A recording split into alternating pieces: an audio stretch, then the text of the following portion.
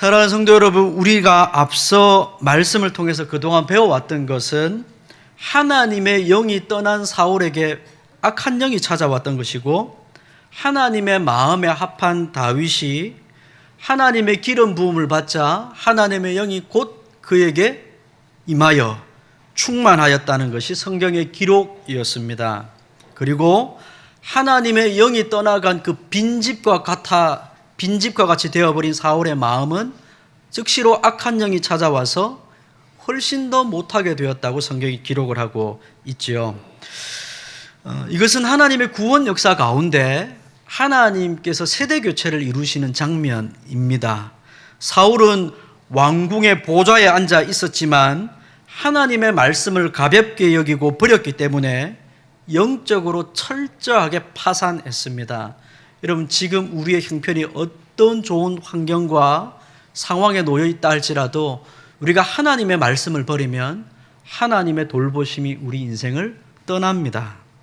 반대로 다윗은 외형적인 배경이나 사회적 지위는 굉장히 초라했습니다.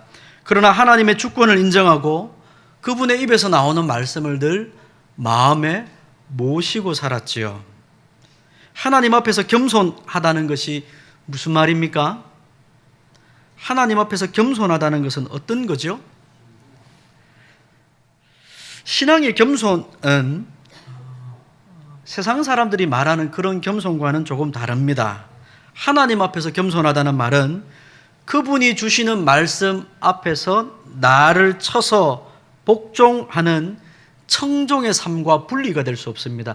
겸손하다는 말은 청종한다는 말이죠. 말씀을 잘 듣고 따라간다는 말입니다. 말씀이 빠진 기도는 어떻게 되겠습니까? 하나님의 뜻을 구하지 않는 열심은 어떻게 될까요? 신앙적으로 파산할 수밖에 없습니다. 그렇게 되면 그의 기도와 그의 열심이 바리새인과 같아지게 됩니다. 말씀을 듣고자 하는 마음, 따르고자 하는 마음 없이 말씀에 대한 열심, 기도에 대한 열심은 바리새인의 종교적인 행위와 다를 바가 없게 되죠. 오늘 본문 말씀을 보면 이제 다윗이 왕으로 기름 부음을 받자마자 기다렸다는 듯이 큰 전쟁이 터집니다. 사울이 왕이 되었을 때에도 곧장 전쟁이 일어났던 것을 여러분 기억나십니까? 사울이 왕으로 기름 부음 받고 난 후에 왕으로 세워지고 곧장 전쟁이 일어납니다. 마찬가지로 다윗이 기름 부음을 받자마자 곧장 전쟁이 터지지요. 이것은 우연한 일이 아닙니다. 여러분, 전쟁을 통해서만 확인되는 것이 우리 인생 가운데 있습니다. 예수님께서 비유를 하나 들어주셨죠. 모래 위에 지은 집과 반석 위에 지은 집, 두 집이 그럴싸하게 다 지어졌습니다. 어느 집이 좋은 집인지 이 풍랑이나 파도나 비가 내리고 창수가 나고, 요즘 홍수가 심한데요, 홍수가 나고 바람이 불기 전에는 이게 확인이 되지 않습니다. 어떤 집이 좋은 집인지.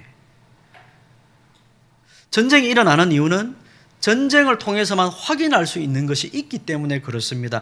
우리 인생도 마찬가지죠. 우리가 예수 믿고 난 후에 우리 인생을 하나님은 그 시험하십니다. 그 시험이라는 말을 그 어려운 말로 도키마조라 그러는데요, 이렇게 두드리는 겁니다. 전에도 한번 말씀드렸죠. 이 망치 같은 걸로요, 이 금속을 톡톡 두드리는 겁니다. 이게 그럴싸한 건지 아닌지를 두드려 보는 겁니다. 하나님이 우리 인생을 그렇게 테스트하실 때가 있습니다. 환난으로만 우리의 믿음이 밝혀지게 될 때가 있지요.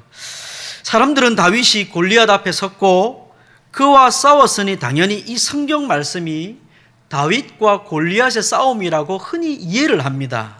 그러나 성경은 사실 우리에게 다윗과 골리앗의 싸움을 보여주려고 하는 것은 아닙니다. PPT를 한번 좀 띄워주시겠습니까? 한번 넘겨주세요. 그림을 한번 보시면 흔히 보통 사람들이 오늘 우리가 읽은 이 본문 말씀, 그리고 다음 주, 다다음 주까지 볼 말씀을 이렇게 이해를 합니다. 다윗과 골리앗의 싸움. 이게 흔히 이 성경을 읽는 사람들의 생각이죠. 한번 넘겨주시겠습니까?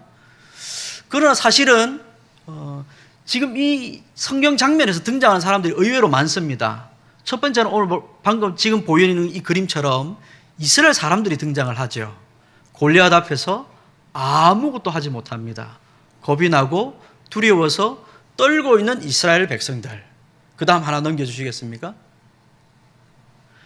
그런 자들 앞에서 이 두 사람이 대조가 되고 있는 겁니다. 그러니까 다윗과 골리앗이 싸우는 게 아니고 사실은 이 영적 배경에는 사울과 다윗의 싸움이 있는 겁니다.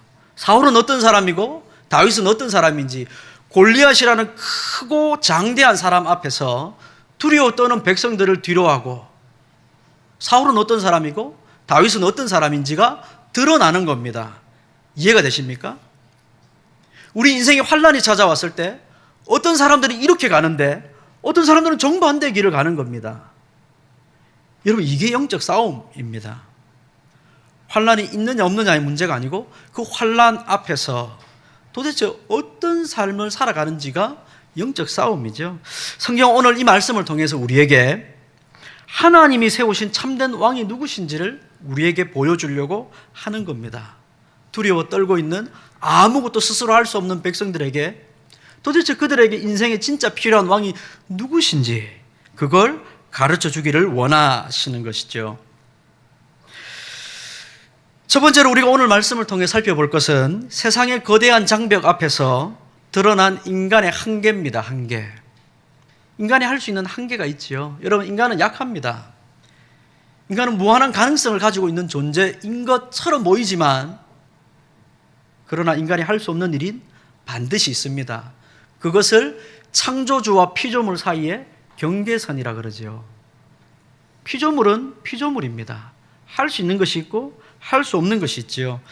블레셋 군대가 이스라엘 영토인 오늘 말씀을 보면 에베스 담밈이라는 곳에 진을 쳤다 이렇게 얘기합니다. 이 에베스 담밈이라는 말은 말 뜻은 뭐냐면 피의 경계선이라는 뜻입니다. 이스라엘과 블레셋 사이에 아주 경계 지역에서 얼마나 전쟁이 많이 있었는지 이 지역 자체를 이 피의 경계선이라고 부른 곳입니다. 거기에 와서 블레셋 군대가 진을 치죠.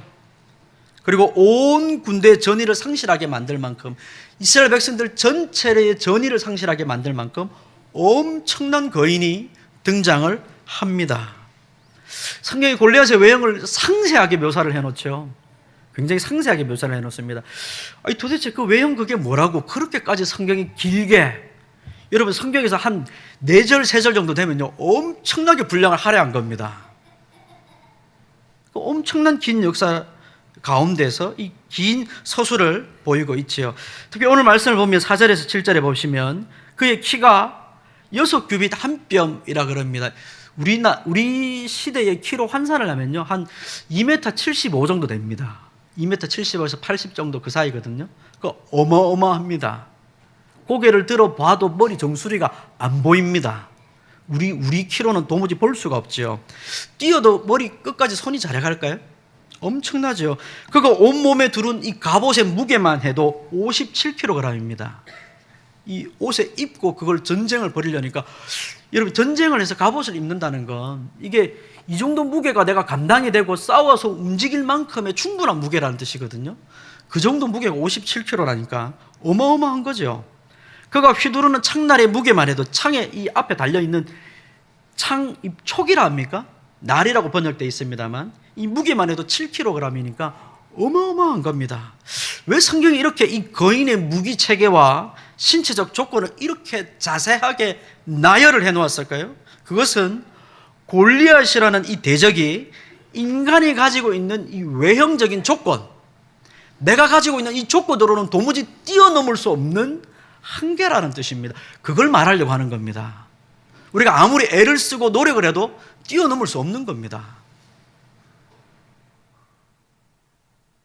이스라엘 백성들이 사울을 왕으로 세울 때에 기대했던 조건이 무엇이었습니까?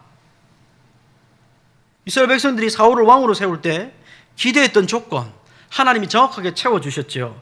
다른 사람들보다 어깨 위나 더한 큰 키와 준수한 외모였습니다. 백성들이 그걸 기대했죠. 그런데 그들 앞에 맞닥뜨린 원수는 그것을 훨씬 초월한 겁니다. 훨씬 뛰어넘는 겁니다.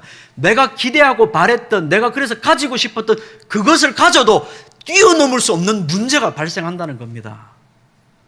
우리 인생에는 사람들이 갖고 싶은 게 있거든요.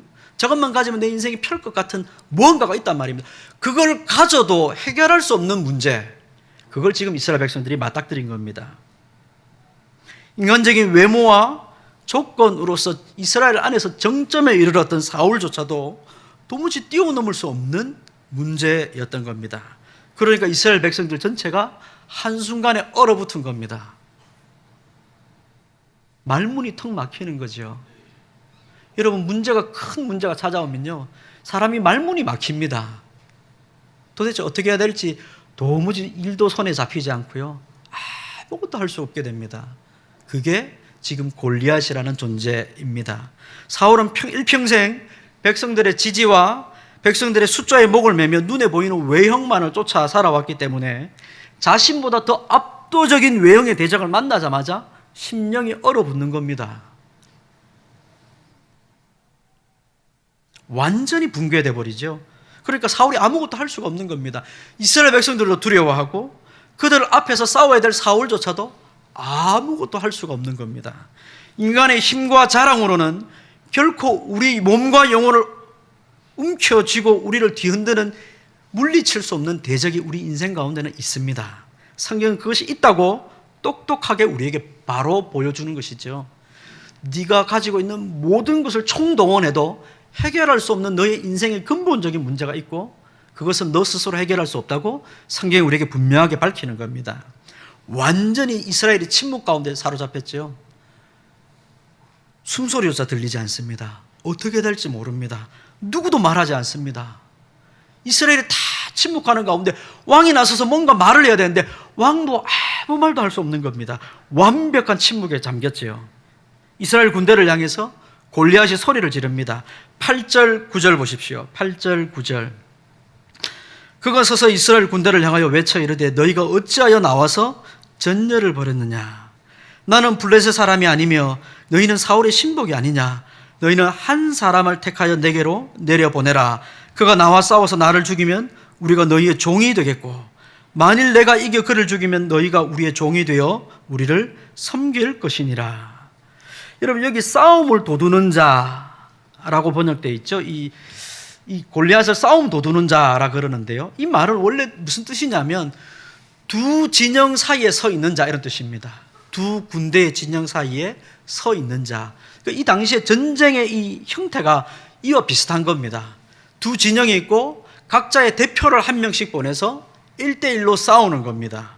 골리앗은 지금 이스라엘 온 군대와 블레셋 온 군대가 전면전을 벌여서 피를 흘리지 말고 각 군대를 대표하는 한 명 1인씩 보내서 1대1로 승패를 벌여서 결정짓자, 그렇게 얘기를 하는 겁니다.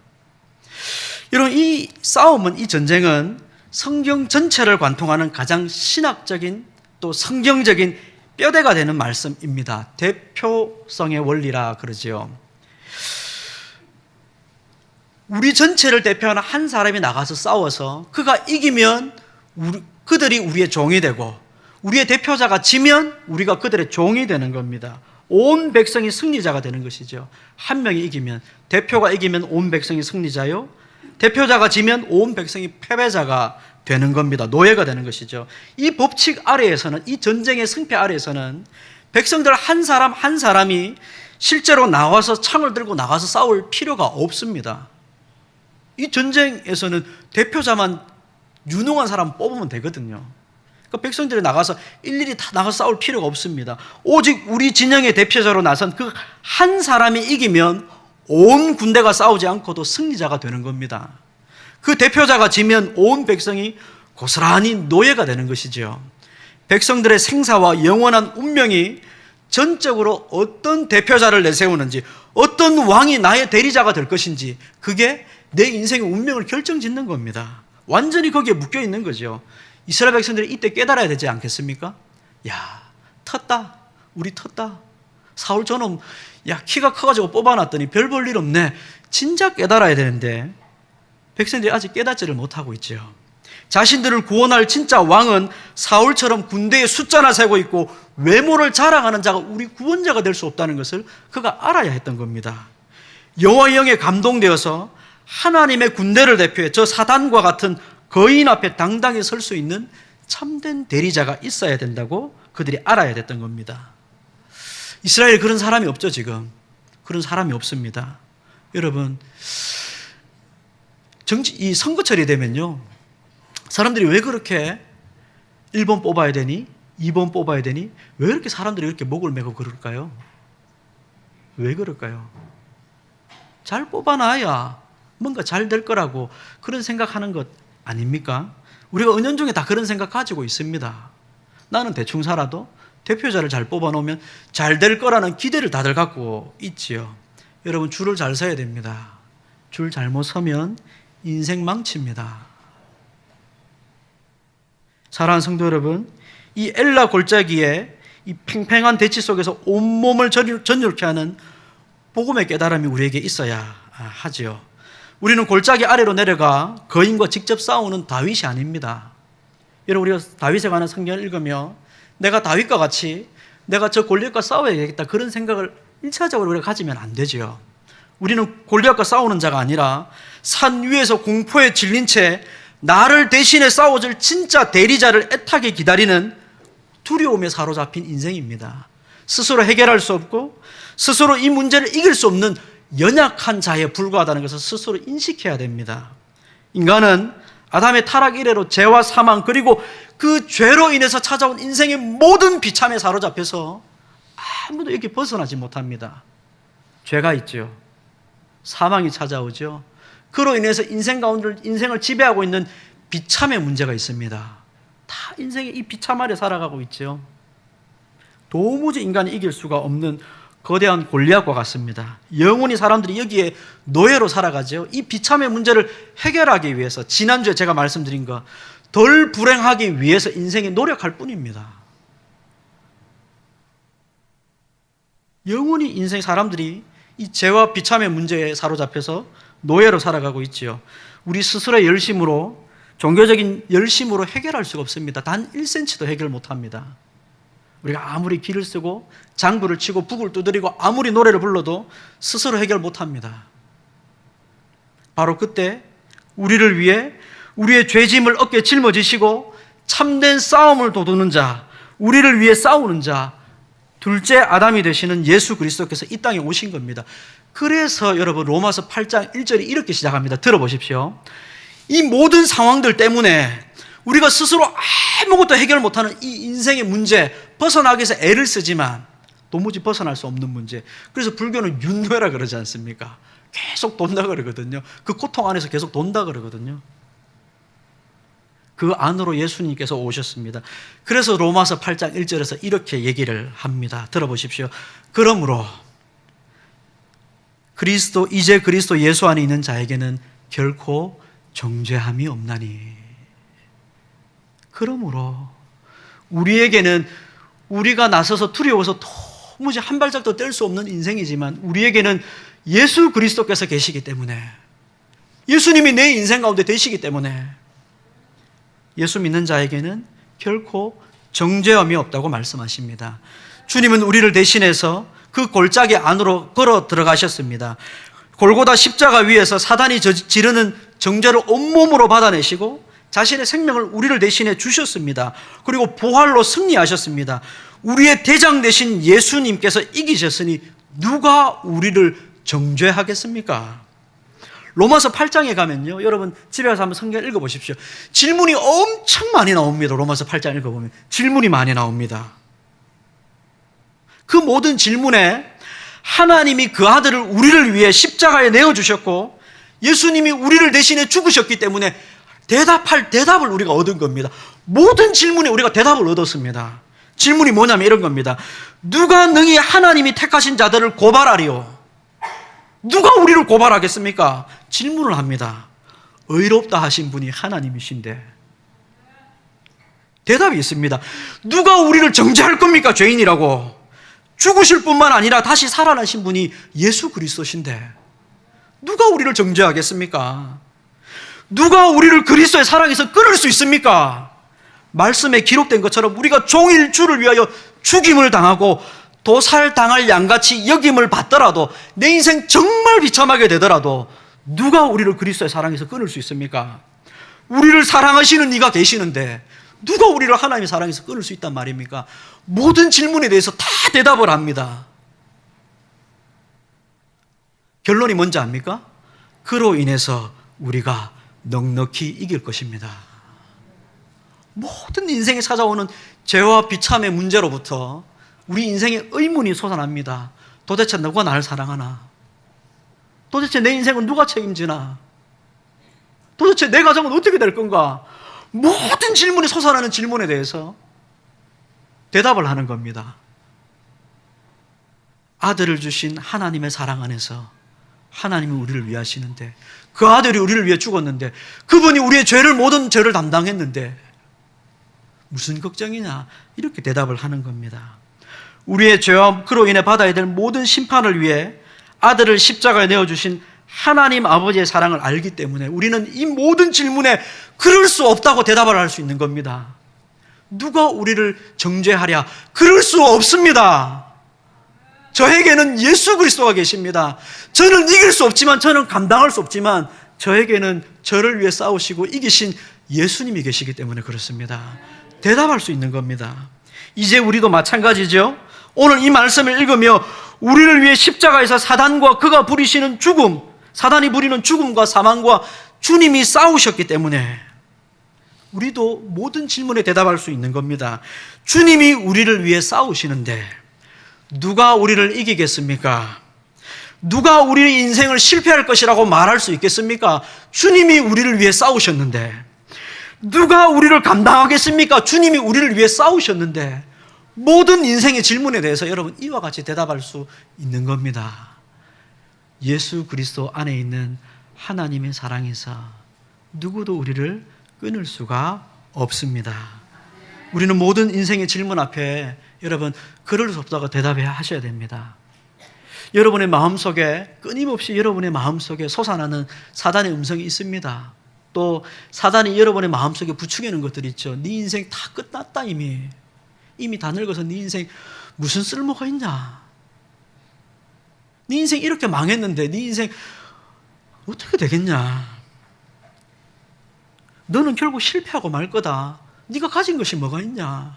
여러분 인생에서 우리 속에서 끊임없이 이렇게 솟아나는 이 모든 질문 앞에 여러분 우리가 대답할 수 있습니다. 우리의 대장이 되시고 우리 앞서 가시며 싸우시는 예수 그리스도 계시기 때문에 우리가 대답할 수 있습니다. 그럴 수 없습니다. 내 인생은 결코 끝나지 않았습니다. 내 인생은 결코 망하지 않습니다. 내 인생 누가 실패할 거라고 말합니까? 주님이 나를 위해 싸우시고 주님이 이기셨는데 그럴 수 없습니다 라고 대답하는 것이죠. 요한일서 5장 4절에서 5절에 그래서 이렇게 선포합니다. 무릇 하나님께로부터 난 자마다 세상을 이기느니라. 세상을 이기는 승리는 이것이니 우리의 믿음이니라. 예수께서 하나님의 아들이심을 믿는 자가 아니면 세상을 이기는 자가 누구냐? 그 아들을 믿는 자가 세상을 이기는 겁니다. 그 아들을 믿는 자가 이 세상에 벌어지는 모든 순간순간에도 세상을 이기며 하나님 뜻대로 살아가는 겁니다. 우리가 세상을 이기는 비결은 우리의 참된 대장이 되시는 예수 그리스도께서 이미 십자가에서 완전히 이기셨다는 것을 믿는 믿음이 있는 자입니다. 그 신뢰하는 믿음이 있기 때문에 우리가 이기는 겁니다. 우리가 이기는 이유는 한 가지입니다. 우리의 왕이 이기셨기 때문에 우리가 이기는 겁니다. 말씀을 맺겠습니다. 신앙의 중심은 어떤 것입니까? 내가 얼마나 강한지를 증명해내는 싸움이 아닙니다. 신앙의 중심은 내가 얼마나 강한지를 증명해내는 싸움이 아닙니다. 내가 얼마나 남들보다 신앙에 열심히 있는지를 나타내는 싸움도 아닙니다.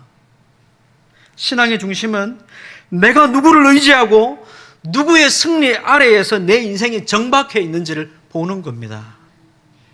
여러분 우리는 줄을 섰습니다. 여러분 인생의 줄을 다 서신 줄로 압니다. 예수님을 잘 선택하셨습니다. 전에도 말씀드렸죠. 이 세상에 어떤 위정자가 세워진다고 할지라도 여러분 예수 그리스도보다 우리 인생에 잘 선 줄은 없습니다. 여러분 저는 좀 비관적이거든요. 이 세상에 대해서 기본적으로 좀 비관적인 사람입니다. 어떤 위정자가 세워진다고 할지라도 크게 달라질 바가 없다고 믿는 사람입니다.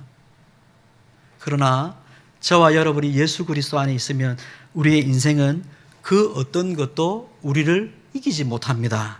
골리앗처럼 압도적인 규모와 높은 지위와 거대한 자산을 가진 사람들이 우리에게 힘을 과시하며 찾아올지라도 여러분, 우리 영혼이 짓눌리지 않습니다. 너무 많은 것을 가진 사람을 대하면 늘 우리가 위축되지 않습니까? 그러나 그리스도 안에 있는 사람은 이런 것들로 인하여서 우리가 짓눌리지 않습니다. 우리가 눈을 들어 우리를 위해 피의 경계선, 싸움의 경계선으로 나아가신, 그래서 완벽하게 승리를 거두신 예수 그리스도를 바라보고 우리가 살아간다면 내 능력이 아닌 이미 사단과 사망을 이기신 승리하신 왕의 힘을 힘입어 세상의 그 어떤 거대한 장벽도 우리가 넉넉하게 이기며 감당하며 살아갈 수 있게 됩니다. 여러분, 로마서 8장을 집에 가서 읽어보시고 그 각각의 질문 앞에서 여러분 스스로 답을 하시기 바랍니다. 그럴 수 없습니다. 그럴 수 없습니다. 그 어떤 것도 하나님의 사랑에서 우리를 끊을 수 없습니다. 제가 주님을 믿는 사람이고 그 사랑 안에 살아가는 사람입니다. 저와 함께 오늘도 능히 세상을 감당하며 넉넉하게 이기는 승리를 우리에게 허락해 주옵소서. 그렇게 날마다 기도하시고 승리하시는 여러분이 되시기를 바랍니다. 기도하겠습니다. 자비로우신 우리 하나님 아버지, 감사합니다. 늘 하나님, 우리는 우리가 가진 것이 어떤 것인지를 헤아려보며 우리 손에 있는 것이 무엇인지를 살펴보며 내가 얼마나 많이 쌓았는지, 얼마나 많이 가졌는지, 남들보다 얼마나 더 높이 올라갔는지 늘 헤아려보며 인생을 판단합니다. 그러나 주님, 우리는 주님 안에 있는 자입니다. 세상이 그 어떤 것으로도 하나님의 사랑에서 끊을 수가 없고 우리가 이기지 못할 것도 없고 우리가 넘어서지 못할 것도 없음을 아버지 말씀을 통해 확인합니다. 주님 아버지, 우리 스스로 감당할 수 없는 일로 인하여서 낭망하거나 좌절하지 말게 하시고 우리를 위해 싸우시며 우리를 위해 이기신 예수 그리스도 안에서 아버지 이 모든 상황들을 이겨내는 우리 모든 성도들이 되도록 역사하여 주옵소서. 주님 안에 있는 이 놀라운 신앙의 복들을 깨달아서 아버지 자기를 증명하기 위해 살아가는 그런 고된 삶에서 벗어나 예수 그리스도 안에 있는 놀라운 하나님의 복을 누리며 기뻐하며 감사하며 찬송하는 신앙생활이 될 수 있도록 우리에게 이 믿음의 자유를 허락해 주옵소서. 예수님의 이름으로 기도합니다. 아멘.